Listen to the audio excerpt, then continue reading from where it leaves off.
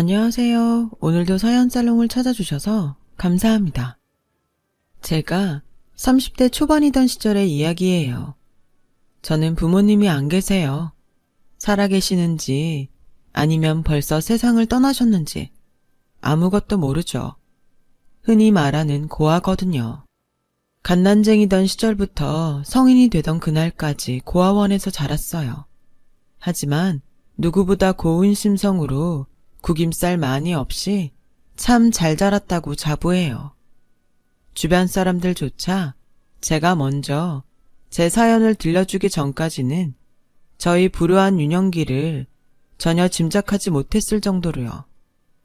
오히려 근래에는 부모 사랑을 참 많이 받고 자란 것 같은 티가 난다는 소리를 종종 듣고 지내는 편이기도 하죠. 부모 사랑이라. 네, 그래요. 돌아보면 부모의 사랑을 과분할 정도로 많이 받으면서 지내왔죠. 저에게는 저를 가슴으로 품어준 엄마이자 훌륭한 시어머니가 계시거든요. 퇴직한 초등학교 교사 출신인 시어머니는 세상 누구보다 저를 아껴주는 분이었어요. 저에게는 없던 가족이 생겼기에 참 행복한 날들이었죠. 고속버스 운전기사인 남편도 참 가정적인 남편이자 아들이었어요. 힘겨웠던 유년기를 보상이라도 하듯 더할 나위 없이 행복한 삶이었죠. 하지만 하늘도 무심하시지. 마냥 행복한 결혼 생활을 누리던 저에게 닥쳐온 갑작스러운 이별. 고속버스 운전기사인 남편이 불의의 교통사고를 당해 너무 일찍, 너무 안타깝게 세상을 떠나버리고야 말았어요. 사랑하는 남편의 장례를 무슨 정신으로 치렀는지도 모르는 저에게는 마음을 추스를 겨를조차 주어지지 않았죠. 에이미야, 어디 가니? 출근해야죠. 경조사 휴가가 마음처럼 길지는 않더라고요. 걱정 마세요, 어머님. 씩씩하게 일 잘하고 조문 왔던 분들께도 하나하나 감사 인사 빼먹지 않고 드리고 그렇게 하루 열심히 보내고 올게요. 출근이 뭔데? 제 발음이 좀 이상했나요? 출근이요, 출근. 회사에 일하러 가는 거. 아, 그렇지, 출근. 조심해서 다녀오렴. 네, 어머님. 밑반찬 냉장고에 넣어뒀으니까 끼니 꼭 챙겨 드시고요. 그럼 다녀오겠습니다. 어딜 간다고? 이 오밤중에? 오밤중이라뇨. 가지 말고 밥 줘. 나 배고파. 방금 아침 드셨잖... 어머님, 정말 혹시나, 아주 혹시나 해서 물어보는 거니까 오해하지 말고 들으세요.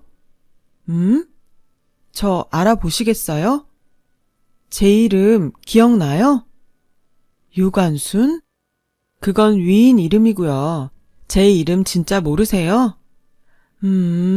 맞다. 신사임당. 잠깐 헷갈렸네. 그것도 제 이름은 아닌데.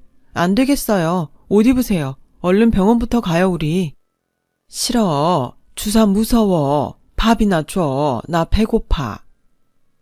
사고로 남편을 잃은 충격을 미처 다스릴 겨를도 없이 시어머니가 어린 아이가 되어버렸어요.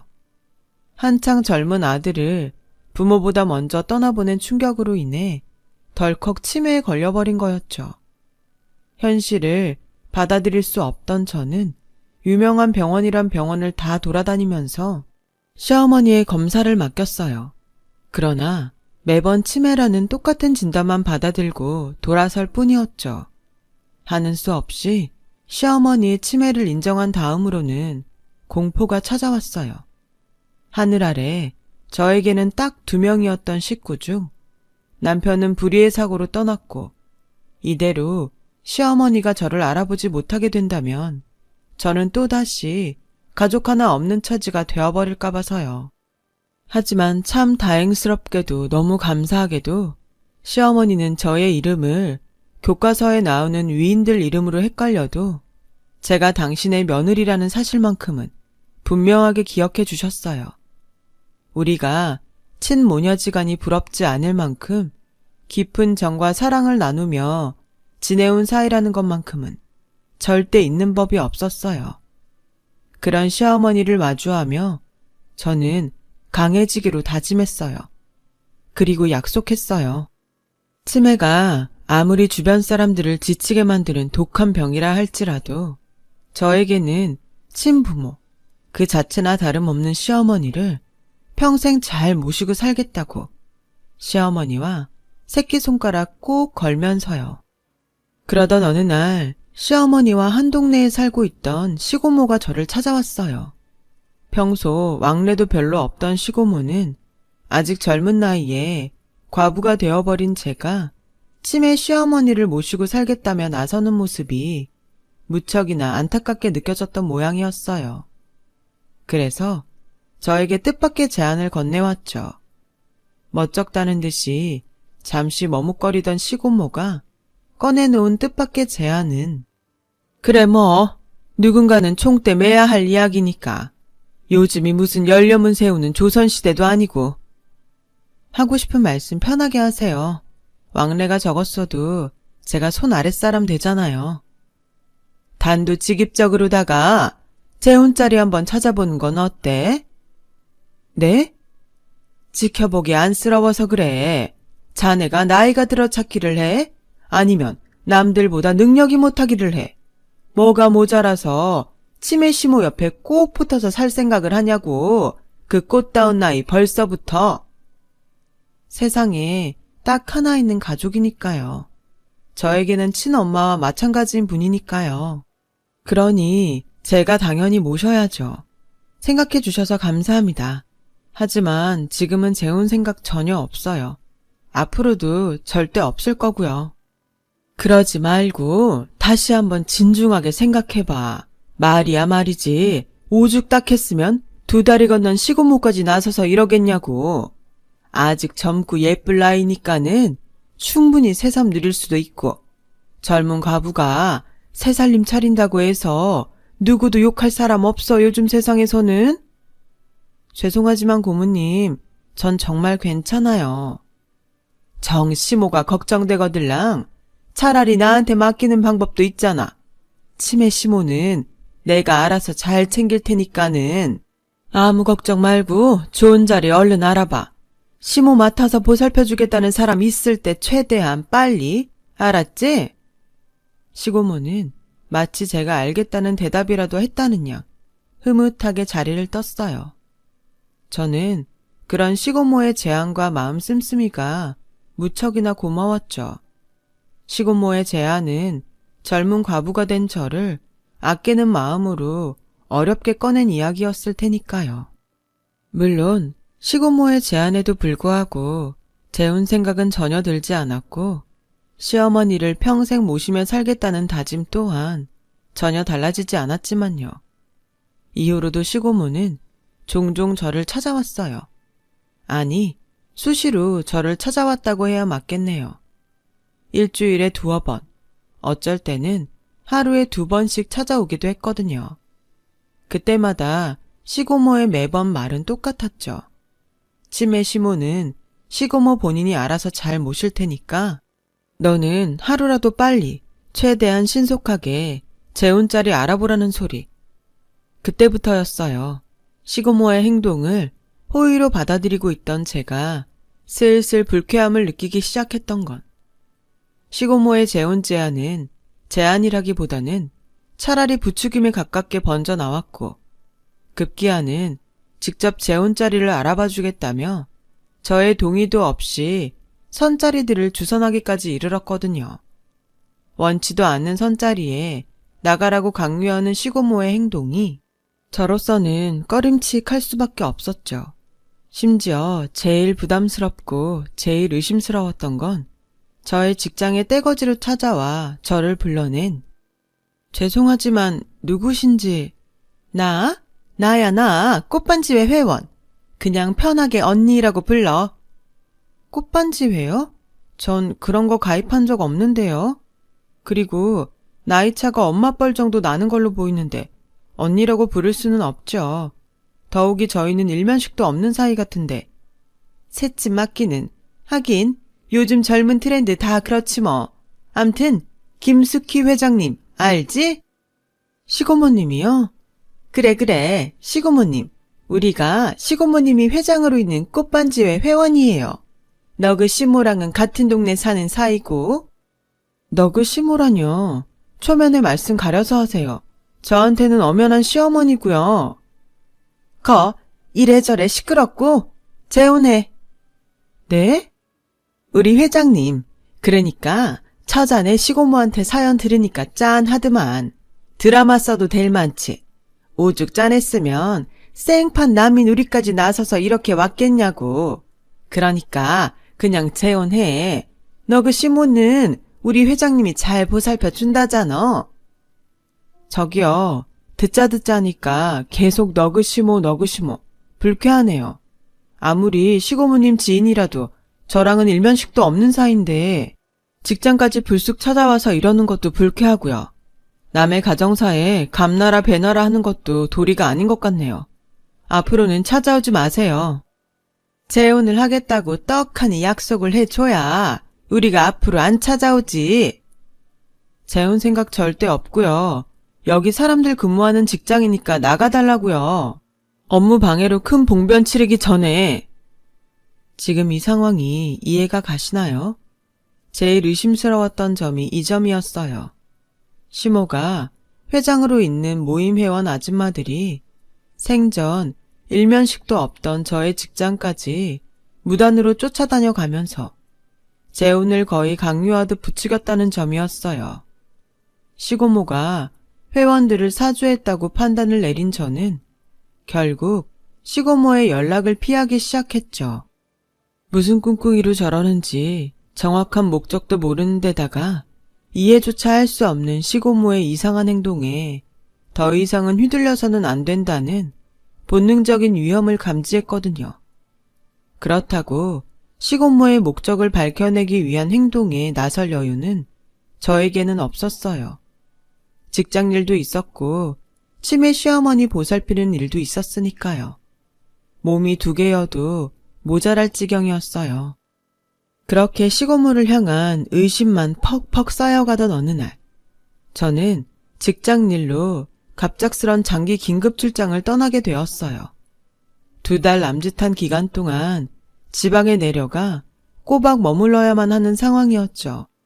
당연히 치매 시어머니의 안위가 걱정이었던 저는 치매 전문 간병인을 붙여놓고 출장을 떠났어요.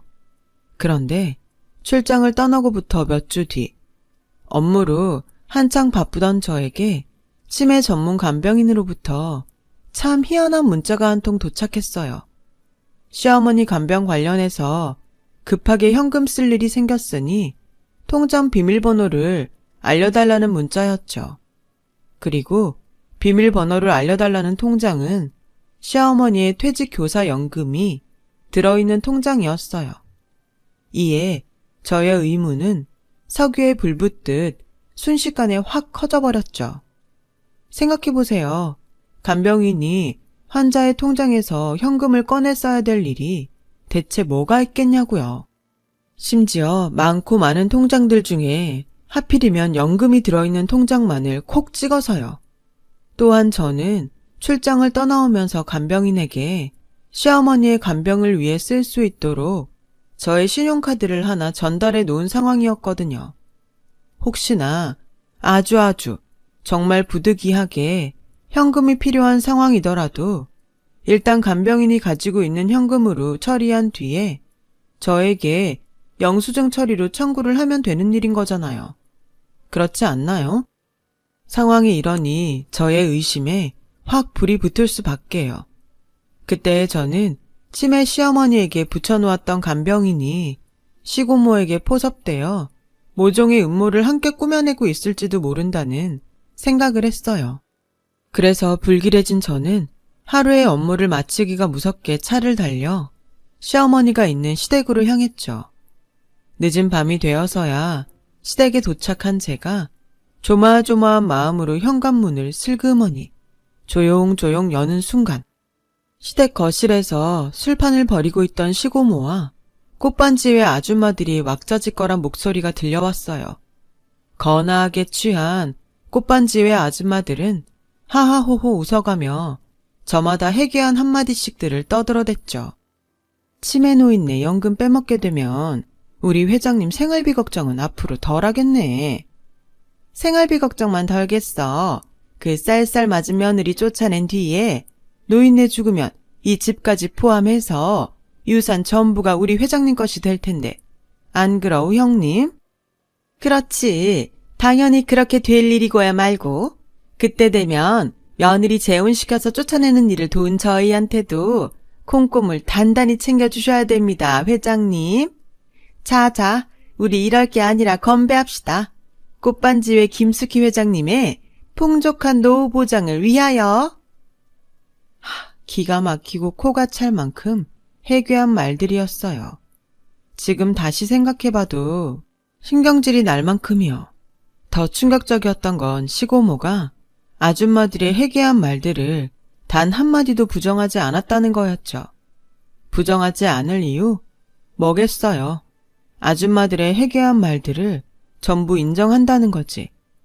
잠시 흘러가는 상황을 파악하던 저는 간병인을 몰래 불러내 물었죠. 통장 비밀번호 알려달라는 문자 어떻게 된 거냐고요. 그러자 간병인은 소스라치게 놀랐어요. 그런 문자 보낸 적 없다면서요. 상황을 보아하니 간병인은 거짓말을 하는 것 같지는 않았어요. 모임 아줌마들이 늘어놓은 해괴한 말들 사이에 간병인의 목소리는 단 한마디도 없었으니까요. 그렇다는 건 시고모가 간병인의 휴대폰을 몰래 훔쳐내서 통장 비밀번호를 알려달라는 문자를 보냈다는 것이었죠. 왜 그랬을까요? 치매 시어머니의 퇴직교사 연금을 시고모 본인이 빼돌려 독차지하기 위해서죠.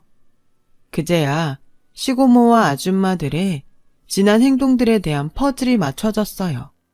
퇴직교사 연금을 빼돌리려면 보호자로 있는 제가 당연히 걸림돌이었을 테고, 그런 저를 시어머니 곁에서 멀리 떨어뜨려 놓기 위해서 마음에도 없는 착한 척을 해가며 재혼을 부추겼겠죠.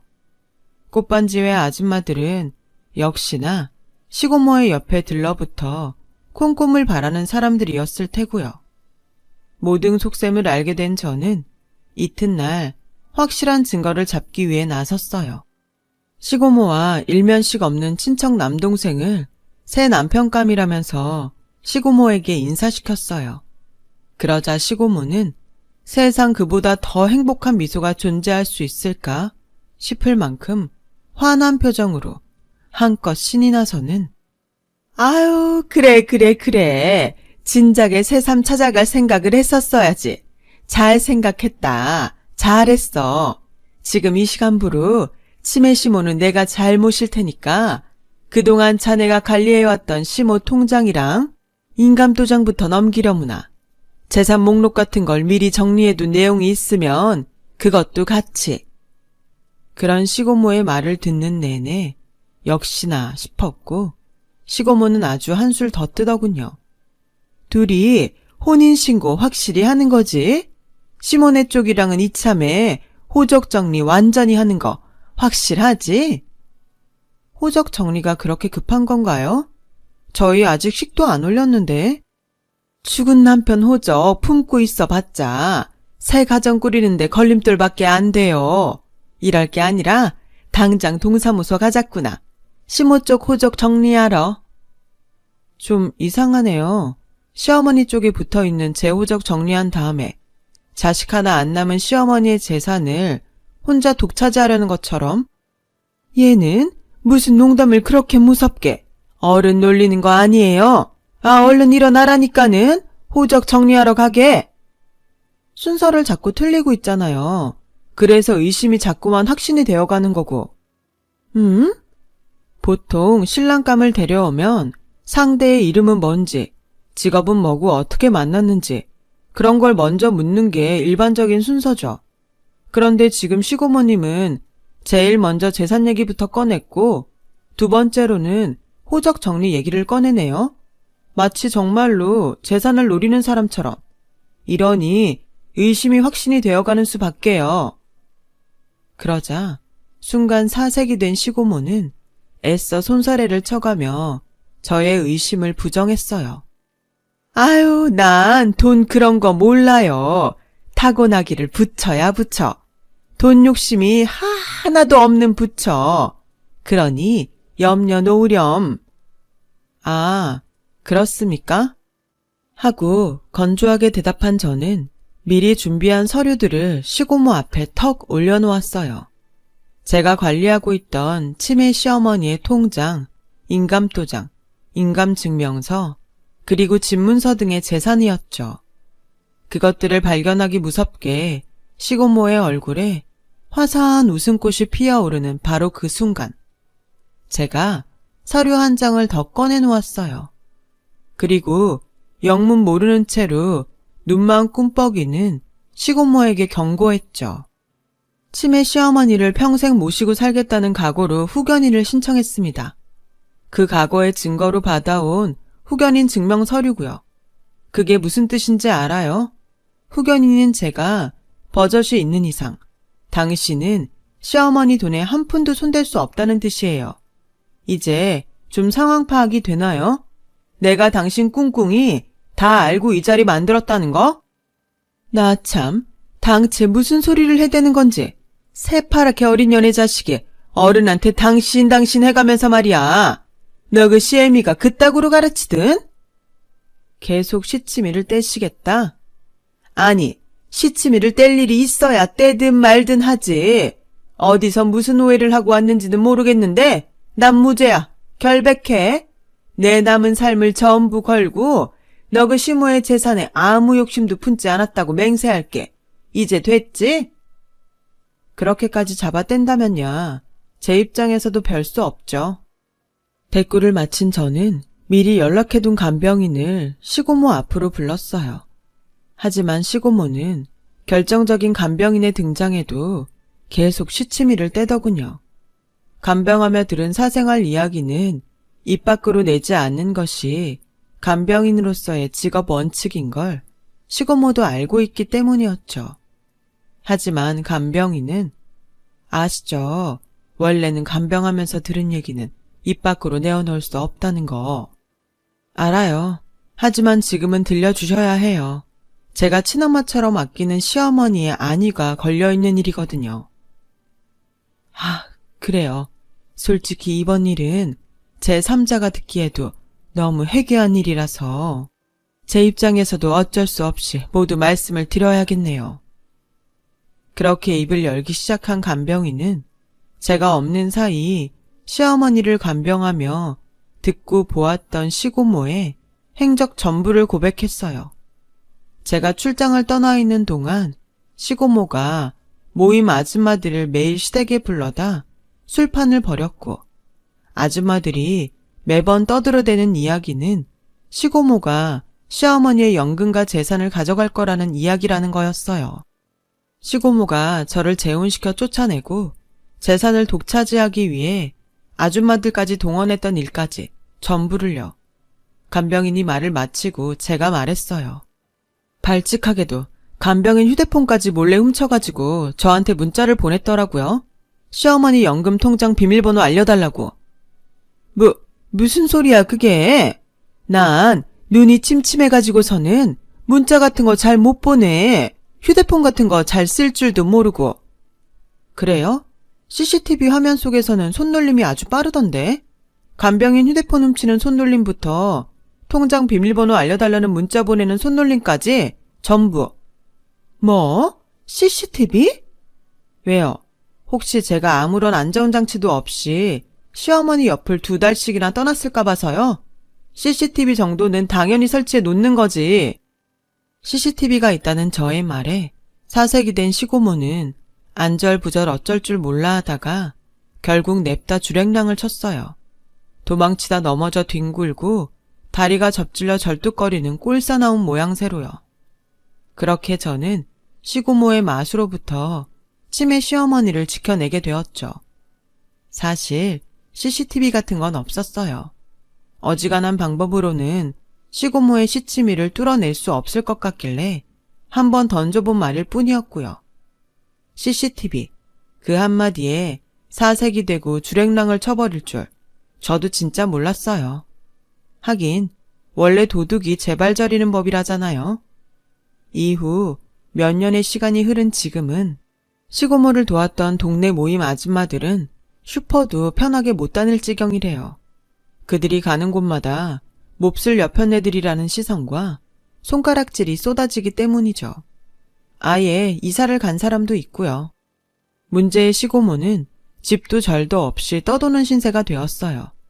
시고모부가 동네 망신살 뻗쳐서 도저히 살 수가 없다며 이혼 소송을 걸었고, 한창 소송이 진행 중인 지금은 이혼 판결이 유력한 상태라네요. 저는 회사에서 임원으로 승진한 덕분에 새 집으로 이사를 왔어요. 전에 살던 집보다 훨씬 좋은 집에서 치매 시어머니를 극진하게 모시며 지내고 있어요. 시고모를 쫓아내던 날에 저를 도왔던 간병인은 치매 시어머니 전담 간병인으로 고용했어요. 그런 분이 또 없더라고요. 그래서 이모라고 부르며 잘 지내고 있어요. 제가 직장에서 열심히 일하는 동안 최선을 다해서 시어머니를 보살펴 주시는 이모님은 간병인 중 최고 대우를 받으며 일하고 계세요. 시어머니는 저와 이모님의 보살핌을 받아가며 안락한 노후를 보내고 있어요. 저는 앞으로도 시어머니를 평생 모시고 살 예정이고요. 천의 고아인 저에게 시어머니는 세상 단 하나 있는 엄마니까요. 제 이야기 들어주셔서 고맙습니다. 어머니나 아버지 생각이 나시나요? 쑥스럽고 한번 망설여지더라도 주저없이 연락 한번 드려보세요. 마음이 따뜻한 하루가 되실 거예요. 여러분, 사연 댓글에 응원과 현명한 조언 부탁드려요. 좋아요와 구독은 저에게 큰 힘이 됩니다. 오늘도 좋은 일 가득하세요.